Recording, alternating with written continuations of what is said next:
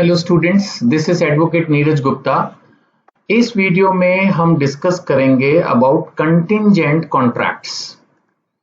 ये betting wagering contract नहीं है, ये अलग है। कंटिंजेंट में क्या होता है कि किसी एक फ्यूचर इवेंट पे डिपेंड किया जाता है कि ये जो भी हमारा डील है वो पूरी कब होगी और कब नहीं होगी। सिंपल सी बात है, जैसे मैंने कोई माल इंपोर्ट किया, अब पुराने जमाने के बुकिश एग्जाम्पल है तो भाई शिप आएगा तो आपको सामान मिलेगा, शिप नहीं आएगा तो आपको सामान नहीं मिलेगा। तो ये कंटिंजेंट कॉन्ट्रैक्ट है। आपको और एक प्रैक्टिकल एग्जाम्पल देता हूं। इंडिया में बहुत सारी ऐसी प्रॉपर्टीज होती हैं जो फ्री होल्ड नहीं होती, उनको फ्री होल्ड करवाना पड़ता है, लीज होल्ड होती हैं। ये पुराना गवर्नमेंट का सिस्टम था, धीरे धीरे फ्री होल्ड का कल्चर आ रहा है। फ्री होल्ड में आप ऑलमोस्ट प्रॉपर मालिक बन जाते हो, कुछ फॉर्मेलिटीज पूरी करके और गवर्नमेंट को कुछ पैसा देके। अब सपोज एक डील हो गई जिसमें ये बात हुई कि अगर आपकी प्रॉपर्टी फ्री होल्ड हो जाएगी तो मैं खरीद लूंगा, नहीं तो नहीं।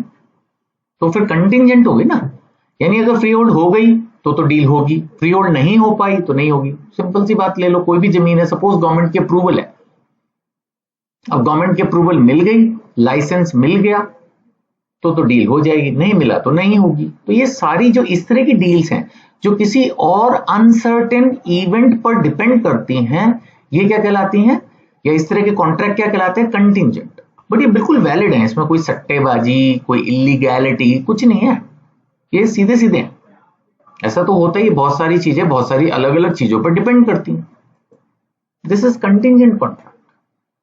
सो it's a contract to do और नॉट टू डू समथिंग, कुछ करना है या नहीं करना। इफ समथिंग कोलैटरल जो उससे जुड़ा हुआ है, जो कि अनसर्टेन है, इसमें अनसर्टेनिटी जरूरी है, तभी तो कंटिंजेंट है। अनसर्टेनिटी है इसमें, होगा या नहीं होगा।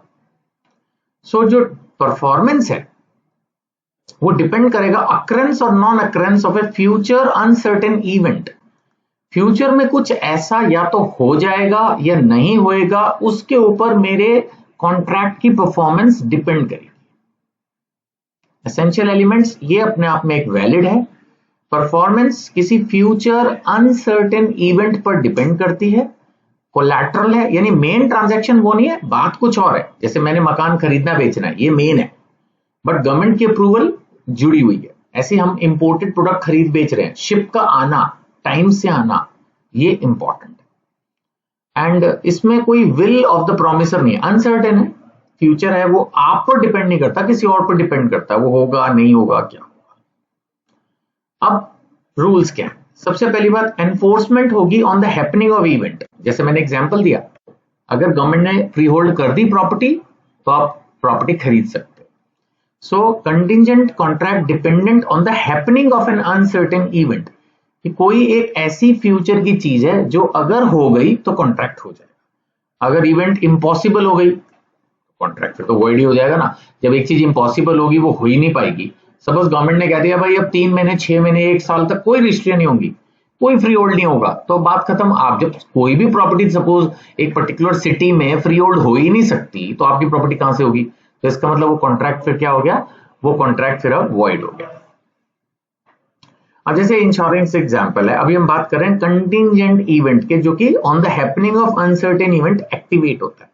इंश्योरेंस का एग्जांपल है, अगर घर में आग लग गई तो 5 लाख रुपए मिलेंगे, तो अगर आग लगी तो 5 लाख मिलेंगे, नहीं लगी तो नहीं मिलेंगे। तो ये इंश्योरेंस एक कंटिंजेंट कॉन्ट्रैक्ट है। या ए ने कह दिया भाई तेरे को मैं एक लैपटॉप दूंगा अगर तू एलएलबी का एग्जाम पास कर लेगा, तो अब एलएलबी पास हो गया तो लैपटॉप मिल जाएगा, नहीं हुआ तो नहीं मिलेगा, फेल हो गए तो कॉन्ट्रैक्ट वॉइड। मैरिज, ए ने बी को कहा कि तुम अगर सी से शादी करोगे तो इतने पैसे मिलेंगे, तो शादी कर ली तो एनफोर्स हो जाएगा, नहीं की तो बात खत्म। प्रॉपर्टी गवर्नमेंट अप्रूव कर देती है लेआउट प्लान, तो बेच देगा, तो अप्रूव हो गई तो एनफोर्स, नहीं अप्रूवल हुई तो बात खत्म। क्रिकेट मैच, अगर इंडिया क्रिकेट मैच जीत गई तो मैं आपको इतना गिफ्ट करूंगा पैसा, तो अगर इंडिया मैच जीत गई तो आप पैसे दे सकते हो, मैच कैंसिल ही हो गया तो जीतना हारना वैसे ही खत्म, या इंडिया हार गई तो दैट वे कॉन्ट्रैक्ट फिर एनफोर्स नहीं हो सकता। या समटाइम ऐसा होता है कि एनफोर्समेंट होनी है नॉन हैपनिंग ऑफ इवेंट, उल्टा कि ये इवेंट नहीं हुई तो मैं कर दूंगा, थोड़ा उल्टा है। मैंने एग्जांपल दिया, बी ने कहा कि मैं आपको अपनी जमीन सस्ते दाम पे बेच दूंगा अगर गवर्नमेंट ने मुझे 3 महीने में भी अप्रूवल नहीं दी। If the government approval is not received within 3 month, आपने 3 महीने का टाइम ले लिया, देखो भाई आप सस्ते में मांग रहे हो, मैं जमीन दे दूंगा लेकिन मुझे 3 महीने दे दो। अगर 3 महीने में गवर्नमेंट अप्रूवल नहीं मिली अगर, तो मैं बेच दूंगा। सपोज अप्रूवल 3 महीने में नहीं मिली तो फिर कॉन्ट्रैक्ट आप एनफोर्स कर सकते हो, राइट। तो इस तरह से ये चीजें होती हैं, राइट है। अब event to happen within fix time, कई बार ऐसा होता है कि एक फिक्स टाइम दे दिया जाता है कि इतनी देर में ये इवेंट होनी है, अगर उतनी देर में हो गई तो ठीक, नहीं हुई तो कैंसिल। अब जैसे उसने कह दिया A agrees to sell goods at a certain price if ship arrives within 1 week, उसने कहा एक हफ्ते में अगर शिप आ गया तो मैं आपको ये सामान इतने पैसे में दे दूंगा। अगर शिप आया ही नहीं एक हफ्ते में या उससे पहले डूब गया तो उसका मतलब तो आने से रहा, तो कॉन्ट्रैक्ट कैंसिल। या उल्टा, event not to happen within fix time, ऐसा भी तो होता है कि अगर इतनी देर में इवेंट ना हो तो मैं आपको सामान दे दूंगा। जैसे एक बंदे को लग रहा था कि अमेजोन की सेल स्टार्ट हो जाएगी, मैं उस पर सारा माल बेचूंगा, वो वेट कर रहा है, एक बार आ गया, उसने लो प्राइस पुट किया, उसने कहा देख दे दूंगा, अगर अमेजोन की सेल अगले 3 दिनों में भी डिक्लेयर नहीं हुई ना तो मैं तेरे को दे दूंगा।